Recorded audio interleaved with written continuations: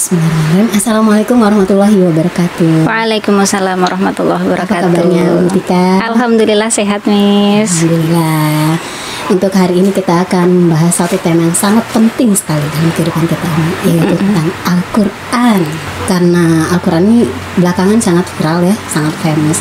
Orang-orang berlomba-lomba untuk bisa belajar Al-Quran dan menghafal Al-Quran. Tapi ternyata ada efek-efek setelah itu. Oh iya, iya bener juga ya. Kalau ngelihat beberapa tahun belakangan ya, kayak orang-orang itu semangat gitu, pengen menghafal Al-Quran, sampai-sampai lembaga penghafal Al-Quran itu menjamur di mana-mana. Sekolah-sekolah juga menjadikan Al-Quran sebagai program unggulan, kayak gitu-gitu. Bahkan itu jualannya suatu sekolah sedang seperti itu. Iya. Sekolah Islam kalau nggak ada produk Al-Qurannya kayaknya bukan sekolah Islam deh. Iya, enggak.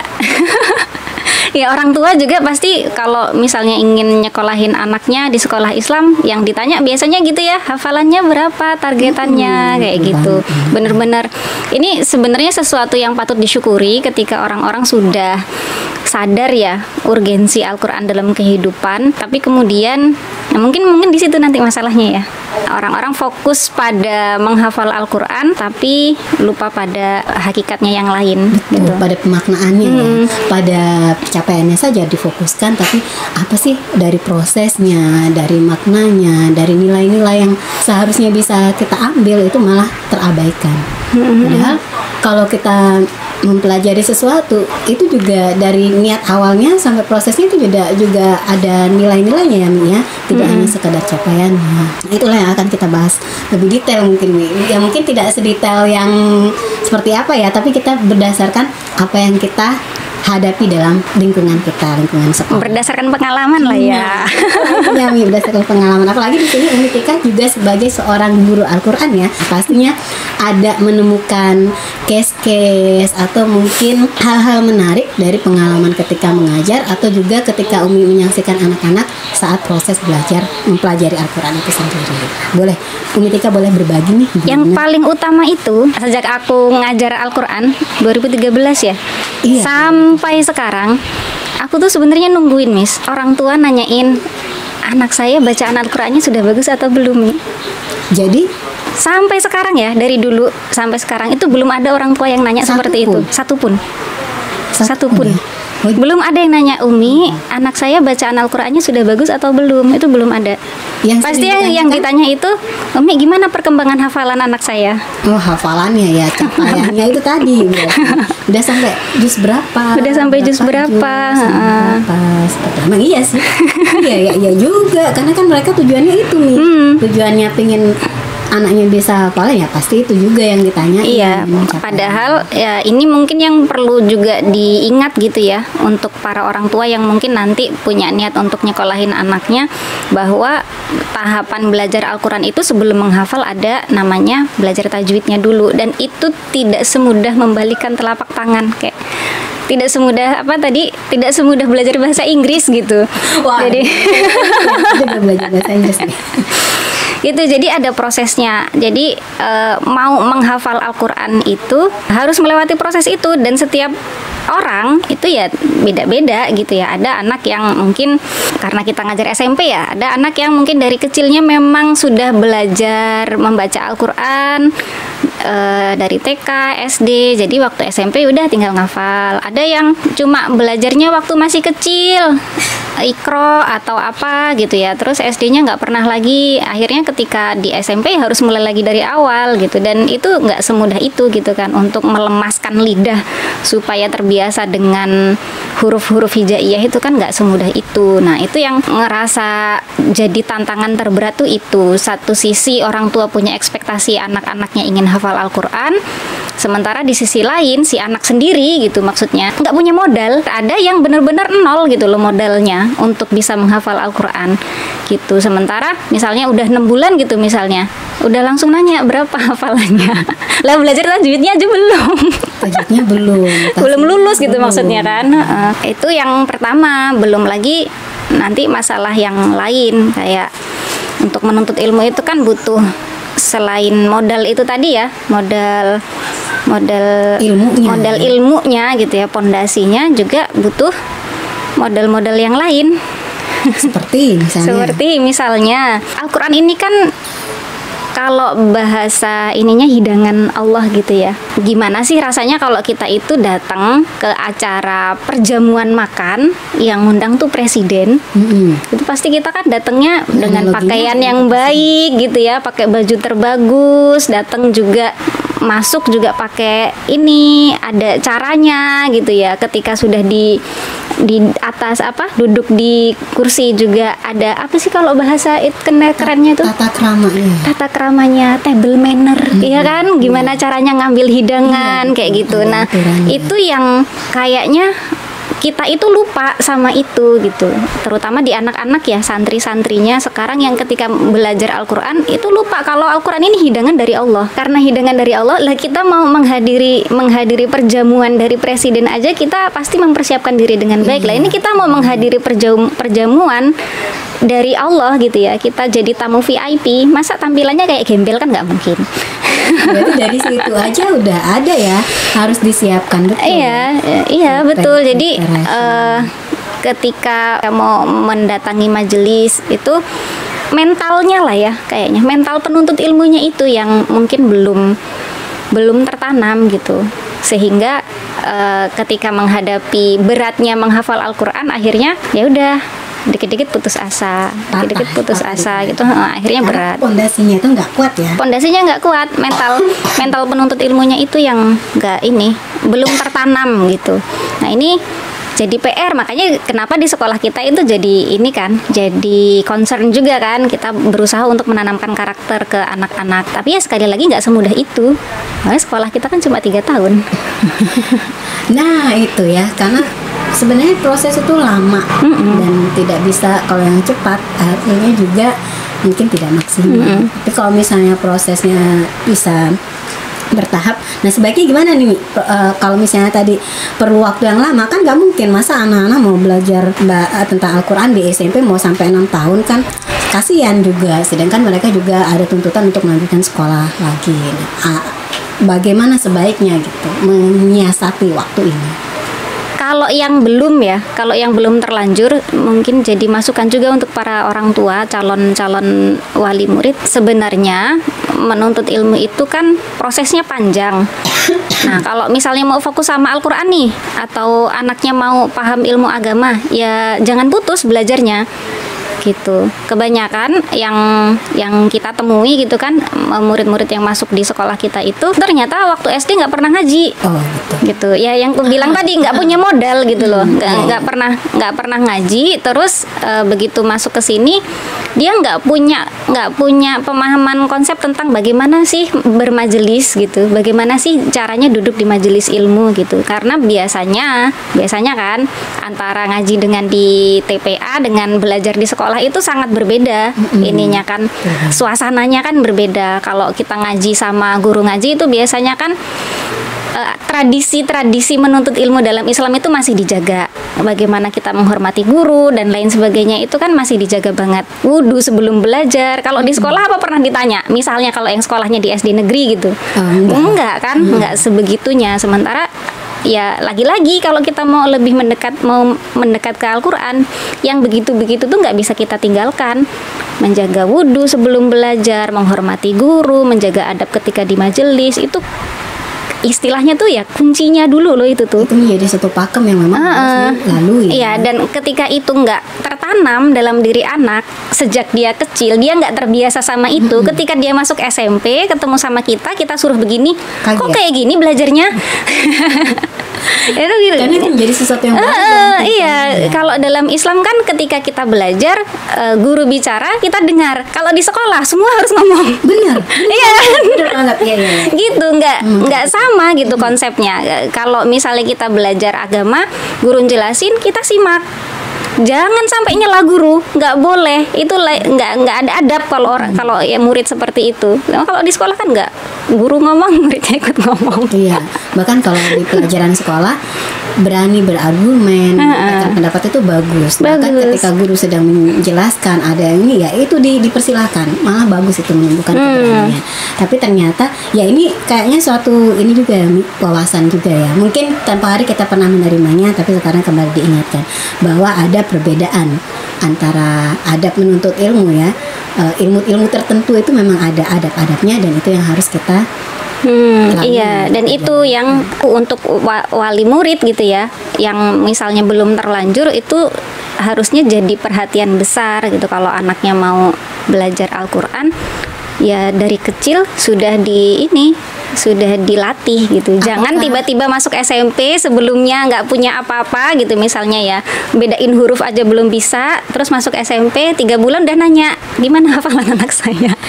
Gurunya pusing jawabnya kayak gitu. Apakah itu berarti bahwa orang tua harus menjadikan satu fokus gitu? Kalau misalnya memang mau Al-Quran, berarti anak ini harus sekolahnya di sini terus, di Al-Quran ini sekolah Islam terus, dan mungkin itu malah menjadi batasan nih. Enggak juga sih sebenarnya, meluas gitu, yang ingin ke pengetahuan umumnya, ke teknologinya gitu. Jadi enggak juga, ya, buktinya kita juga produk negeri kan. Itu bisa ya, bisa. Meskipun maksudnya tadi putus nyambung itu Miss Desma kali bisa disambung. Miss Desma kali. Iya. Kalau saya pribadi memang putus nyambung, termasuk putus nyambung ketika kecil. Ya ikutlah TPA itu, tapi ketika masuk sekolah negeri ya itu putus. Dan nyambungnya lagi ketika di perkuliahan, bahkan SMP SMA tuh bener-bener putus ya sekolah. Ya, tapi kan nyambung terus sampai sekarang nggak putus kan. Iya. Nah yang ini nanti misalnya sekolah di kita nih 3 tahun, nanti SMA-nya kemana lagi kan kita nggak tahu tuh. Nah begitu, jadi maksudku tuh jangan putus tuh begitu. Jadi misalnya kita SD nih misalnya nggak di sekolah Islam sekalipun, ya jangan sampai hilang perhatian itu, jangan sampai hilang perhatian orang tua terhadap pendidikan agama anaknya. Kalau misalnya nggak bisa ngaji di TPA karena jauh atau dan lain sebagainya, ya berarti orang tuanya dong yang bertanggung jawab untuk ngajarin, mensupport itu, ngajarin anaknya. Adab menuntut ilmu itu basic sekali loh sebenarnya kan. Nggak perlu kita buka kitab Tibian tuh, sebenarnya itu sudah jadi tradisi budaya bangsa kita sendiri sebenarnya, menghormati yang lebih tua, mendengarkan nasihat. Itu kan sebenarnya nggak perlu belajar secara teoritis. Tapi gitu kita maksudnya. Kita juga nggak bisa menyimpulkan seperti itu, Mi. Ini adalah zaman now ya. Kalau misalnya zaman Biyen mungkin kayak gitu, memang tata keramanya masih diperhatikan banget. Lah zaman now ini sudah banyak pergeseran, modernisasi, dan banyak juga contoh-contohnya itu malah yang lain. Bahkan kalau misalnya kita berharap seperti itu, ternyata ya di rumah mereka adabnya bukan begitu ya. Adabnya selonong-selonong wae. Adabnya anak yang nyuruh orang tua. Kan bahaya ya kalau seperti itu. Dan banyak kan seperti itu kan yang kita hadapi saat ini. Yes, itu tadi tentang bagaimana di lingkungan kita ya, lingkungan sekolah.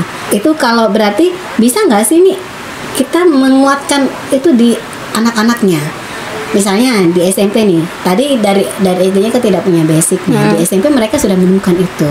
Tapi nanti ketika di SMA mungkin belum ada support dari family-nya di rumah, jadi dia akan terputus nih. Insya Allah akan terputus loh. Jadi insya Allah kalau jadi bagaimana nih biar anak-anak itu bisa kokoh, atau mungkin tugas kita juga mengokohkan ya, atau biar bagaimana? Tetap connect sama Al-Quran gitu ya. Tetap nyambung.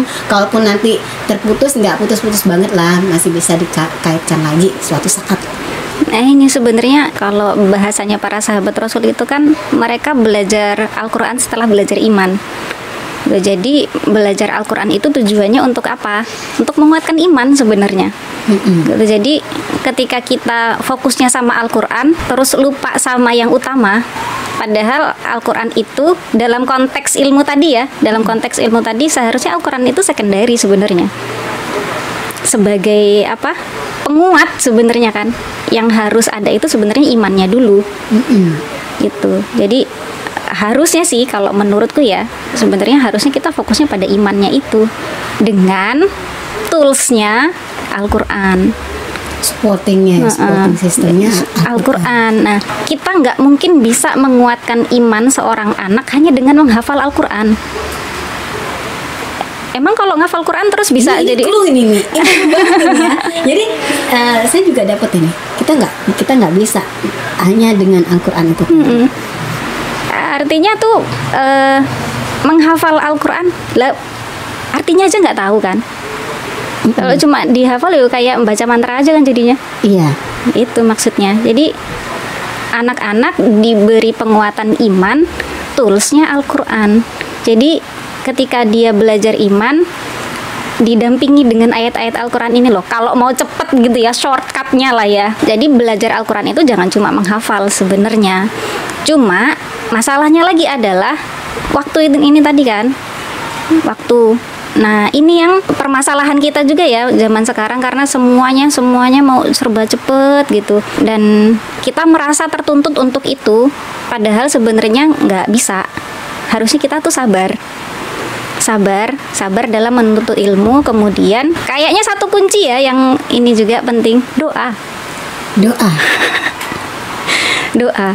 Karena kalau mau jujur, kayaknya kita ini juga nggak bakalan bisa jadi kayak gini kalau bukan dari doa orang tua kita ya, Miss. Iya kan? Iya. Oh, ya. Dan doa orang tua itu soalnya nggak putus ya? Nggak putus. Makanya kenapa aku juga kalau ini ya orang tua udah ini nanya-nanya atau minta bimbingannya Umi kayak gitu-gitu ya, ngasih pesan gitu, aku mintanya sama mereka juga jangan lupa doanya karena pada akhirnya ilmu itu datang dari Allah, bukan sekedar dari usaha anak-anak kita, bukan sekedar dari kepiawaian guru ngajar, tapi itu rezeki gitu dari Allah. Kalau kita nggak minta sama Allah, ya mau sama siapa lagi mintanya gitu. Jangan mintanya sama guru, mintanya sama Allah, minta supaya dikasih. Iman, yakin tanpa ragu ya. Kalau kita imannya udah kuat, pondasinya udah kuat, insya Allah nanti kesananya bisa. Apapun supportingnya ya, entah Al-Quran, entah nanti ilmu-ilmu yang lain, bahkan ilmu umum, insya Allah bisa. Iya, makanya kenapa di sekolah kita akidah itu kan ini ya, jadi kajian wajib ya untuk anak-anak. Iya. Tujuannya itu supaya nggak sekedar Al-Quran aja gitu untuk anak-anak. Karena iman itu kan ya itu fondasi, istilahnya pohon itu akarnya gitu kan. Nanti akhlak itu ya jadi buahnya aja. Kalau misalnya fondasinya kuat, akarnya kuat, dia terombang-ambing, dihantam badai pun insya Allah masih bisa kokoh ya. Ya itu tadi tuh, permasalahannya seperti itu. Nah, kalau misalnya itu kan permasalahan yang kita temukan di anak-anak dan ada kaitannya dengan orang tua, betapa pentingnya doa dari orang tua. Lantas bagaimana nih peran guru di sini sebagai penengah? Bisa jadi sebagai penengah, bisa jadi juga sebagai inti kan ya guru ini. Iya. Guru nih perannya penting banget nih. Gak bisa nih kita mau udah ada keyakinan nih kok kalau kayak gini anak-anak pasti bisa belajar sendiri juga, nggak bisa juga kan. Hanya berbekal doa orang tua tanpa ada supportingnya dari seorang teacher itu juga nggak bisa juga. Guru tetap punya peran pentingnya, dan guru juga punya amanah besar untuk satu hal ini ya, katakan anak-anak ini satu amanah yang harus mereka sukseskan nih. Impiannya anak-anak nih adalah impian guru-guru juga ya kan, bagaimana mereka sukses ya itu adalah targetan dari seorang guru. Oh ya, ini yang tadi kita bahas sedikit ya tentang hubungan antara 3 unsur ini ya, antara murid, guru, dan orang tua. Itu jadi suatu keruwetan yang ajeb ya. Iya, memang permasalahan pendidikan memang di situ, karena memang subjeknya itu kan tiga unsur itu. Kayak yang permasalahan pertama yang kesebut tadi, orang tua yang nanya nuntut ke guru itu tadi ya, tentang capaian anaknya apa gimana gitu. Padahal sejatinya ilmu itu datangnya dari Allah gitu ya, bukan dari guru. Ketika anak nggak berhasil untuk belajar, berarti apa dong yang salah gitu ya, apa dong yang salah. Jadi bukan balik lagi ke adab tadi itu, sebenarnya nggak selamanya itu gurunya yang nggak bisa ngajar gitu, tapi mungkin memang ada hal-hal yang di luar teknis yang mungkin belum tercapai. Kayak tadi misalnya adab belajar. Oh, bisa jadi ternyata si anak ini ketika belajar tidak menunaikan adab-adab belajar dengan benar, sehingga ilmu yang disampaikan oleh gurunya tidak terwariskan kepada dia gitu. Kenapa kok bisa tidak terwariskan padahal yang disampaikan sama? Ya bisa jadi gurunya nggak ridho sama dia. Itu kunci utama loh, kunci utama keridoan guru terhadap murid itu kunci utama supaya murid itu bisa berhasil dalam ilmunya gitu. Ya bisa juga nih ya, bisa juga itu memang dari faktor gurunya. Nah, bisa juga jadi dari faktor gurunya juga. Yaitu tadi ada menuntut ilmu itu kan bukan sekedar murid aja ya. Menuntut ilmu kan antara guru dan murid ya. Ya, ada juga beberapa yang pernah kulihat ya kayak gitu. Ya, kita tahu lah gimana kualitas guru kita sekarang gitu ya, secara general di Indonesia gitu. Banyak guru-guru yang dia nggak paham kalau dirinya itu punya tugas mulia sebagai pewaris ilmu gitu ya, pewaris para nabi, bahkan kalau dia guru agama. Ya gitu, dia nggak menjaga adabnya sebagai guru, sehingga ya wajar kalau muridnya nggak bisa menghormati dia gitu, karena dia sendiri nggak menjaga wibawanya. Ya itu benang kusut tadi itu ya. Gitu. Jadi semua memang saling terkait.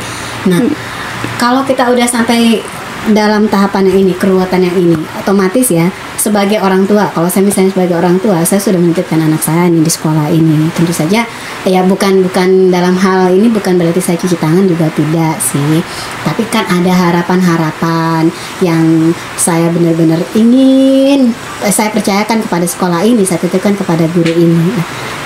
Sedangkan pada kenyataannya case-case itu bermunculan. Simple sebenarnya kalau orang tua tuh percaya aja sama gurunya. Gitu ya? Iya. Kudu. Sesimpel itu sebenarnya. Iya, sebenarnya kepercayaan, dan itu akan terpancar loh dari cara orang tua berinteraksi kepada guru. Dari sikapnya itu kelihatan banget mana orang tua yang benar-benar percaya sama guru, mana orang tua yang enggak sepercaya itu kelihatan banget. Guru itu bisa ngerasain, dan itu nanti bisa akhirnya ini mantul lagi ke anak-anak mereka gitu. Dan itu sudah dari sononya begitu gitu ya. Fitrahnya sudah begitu. Dan ini adalah tradisi menuntut ilmu yang mungkin nggak bisa dijelaskan secara teori ya. Nggak bisa dijelaskan secara teori kok bisa begitu gitu, atau mungkin nanti ada ilmunya kali ya, psikologisnya kayak gitu. Karena kalau misalnya kita baca sejarah ilmuwan Islam di zaman dulu kan memang seperti itu gitu ya, antara interaksi orang tua, murid dan guru itu memang begitu gitu loh. Bahkan bisa dikatakan kaku juga ya, Mi ya. Kaku. Bahkan dulu siapa tadi, Harun Ar-Rasyid gitu kan, ketika dia ngelihat anaknya nuangin minum ke gurunya gitu ya, oh nggak kayak gitu caranya gitu kan, harusnya salah, masih kurang menghormati. Bahkan Ali bin Abi Thalib mengatakan kalau ada orang ngajarin saya satu huruf, saya akan jadi budaknya. Kan kayak gitu. Jadi konsepnya memang begitu, orang tua mempercayai sepenuhnya kepada guru pendidikan anaknya itu, sehingga guru itu juga ridho gitu ngajarnya. Jadi konsepnya jangan dibalik, jangan guru yang melayani murid gitu loh. Oh, tapi itu sekarang jadi tagline loh, Mi. Yang guru melayani itu sudah sangat populer gitu ya. Bahkan itu kita kan juga dihimbau ya, bagaimana kita memiliki peran servis, melayani, memberikan yang terbaik lah, the best service for our customers. Nah, sampai seperti itu. Sebenarnya konteksnya yang mungkin perlu diluruskan. Jadi ini masih berat. Harus iya, jadi kalau dalam konteks menuntut ilmu ya guru itu rajanya gitulah istilahnya ya. Guru itu rajanya karena perantara ilmunya itu ya memang guru, nggak bisa. Kalau sekali lagi kalau kita balikan ke dalam konteks Islam, belajar itu kepada guru, bukan kepada buku. Mungkin kalau belajar bahasa Inggris otodidak bisa. Oh iya. Iya, tapi baca kitab Tibyan ini nggak bisa baca sendiri, harus ada gurunya. Oh gitu. Gitu. Baca sendiri bisa sih, cuma kalau untuk bisa memahami harus ada gurunya, kan gitu. Kalau dalam Islam seperti itu. Makanya kenapa guru itu posisinya mulia sekali. Makanya aneh kalau misalnya guru yang layanin murid. mungkin pelayanan di sini perlu dikasih tanda kutip ya, dan pemahaman orang-orang mungkin berbeda. Iya. Itu. Pemahaman institusi berbeda, pemahaman orang tua berbeda, pemahaman murid juga berbeda. Bahkan mungkin pemahaman seorang guru itu juga berbeda. Atau mungkin orang gurunya balik lagi ke masalah itu tadi, guru nggak paham kalau dia punya peran seistimewa itu, sehingga dia sendiri nggak bisa membawa dirinya sebagai seorang guru gitu loh. Dia nggak paham perannya sebagai guru itu harus bagaimana, sehingga dia nggak bisa membawa diri ketika berhadapan dengan anak-anaknya di dalam majelis. Jadi ya sudah, bubar. Prinsip-prinsip dasar dalam menuntut ilmu itu bubar akhirnya. Akhirnya ya udah, orang-orang cuma fokus hafalan Quran, tapi akhlaknya jadi semengerikan itu ya Mia. Dari basic yang harus tadi sebenarnya kita kuatkan. Kalau misalnya sampai nggak paham, baik di semua pihak ini tadi, hal-hal yang berkecimpung di lingkaran setan tadi, akhirnya efeknya semengerikan itu. Ini kita sudah sampai ke masalah puncak kayaknya, iya. Solusinya nih, kadang kan kita kalau sudah semakin ruwet, kita juga minta sama Allah, ya Allah mudahkanlah, berikan solusi ya. Solusinya bagaimana biar bisa keluar dari permasalahan ini, meskipun mungkin ibarat benang kusut harus diurai satu-satu dan memerlukan waktu yang sangat lama, tapi setidaknya kalau kita bisa tahu clue, tahap apa sih yang harus kita kerjakan, harus kita lakukan biar kita bisa menemukan solusinya. Kalau sebagai guru, sadar dulu posisinya sebagai guru. Sadar dulu ya. Kalau sudah sadar, dia akan tahu ya tanggung jawabnya, peran-perannya, hak-haknya, gitu. Jadi kita punya hak apa atas murid, kita punya hak apa atas orang tua. Nah, kalau kita sudah paham hak kita akan tahu loh batasan ketika kita berhadapan dengan murid, ketika kita berhadapan dengan orang tua, kita tahu batasan itu, gitu. Tanggung jawabnya, kita juga harus tahu tanggung jawab apa. Kita ini bawa ilmu loh. Ilmu itu sesuatu yang datangnya dari sisi Allah. Artinya kan itu mulia sekali. Iya. Kalau kita nggak menjaga kemuliaan diri kita, ya wajar kalau murid nggak bisa menghormati kita gitu misalnya. Itu dari gurunya. Nah kalau dari murid ini kan anak-anak ini sebenarnya tergantung orang tuanya ya. Anak itu kan cerminan orang tuanya kan sebenarnya. Mungkin jadi nanti dipengaruhi lingkungan juga nih. Ya, ya betul. Ada tapi orang-orang anak-anak yang begitu kuat pengaruh orang tuanya sampai ketika di lingkungan yang buruk sekalipun dia nggak akan artinya orang tua yang harus menguatkan dulu anaknya. Gitu, memahamkan kalau ilmu atau Al-Quran gitu sepenting itu loh gitu. Jadi ketika kamu berhadapan dengan apapun yang berhubungan dengan Al-Quran, kamu harus memuliakan, harus menghormati, harus fokus kayak gitu-gitu. Jadi ya harus saling ini sih, memang introspeksi. Baik dari orang tuanya, dari guru, dari murid juga ya. Saya nggak usah bahas sistem pendidikan kita ya. Makin runyam lagi. Sebenarnya sistem pendidikan itu kan hanya hiasan sendiri. Iya, betul. Atau supporting system itu tadi. Tapi kalau saya sendiri sepakat tadi. Iman itu sebagai pondasi yang harus kokoh, maka supporting system yang lain itu dalam bentuk apa? Kurikulum, terus sistem pendidikan, struktur kurikulum. Nah itu nanti kita enak aja menjalankannya semua. Iya, betul. Alhamdulillah. Nanti kita lanjutlah kapan-kapan ya. Boleh. Bahasannya sangat menarik ya, tentang dari Al-Quran sampai akhirnya meluas dan ke adab, ke akhlak. Karena memang ya namanya Al-Quran ini hadiah dari Allah untuk kita ya, untuk semesta. Ya maka bukan suatu hal yang tidak mungkin bahasannya akan semeluas ini. Lagi pula memang kita ngafal Al-Quran tujuannya buat apa sih? Buat apa? Buat apa memangnya ngafal Al-Quran? Cuma dihafal doang kan? Enggak kan? Untuk jadi pedoman kan sebenarnya ya, yang gitu. lainnya ada untuk pedoman. Sebenarnya Al-Quran itu saking indahnya, saking istimewanya, ketika kita baca berkali-kali juga nggak akan menemukan bosan. Kalau kita baca novel ya udahlah, satu kali udah, nggak perlu diulang. Sebagai penyejuk, sebagai penyembuh juga ya.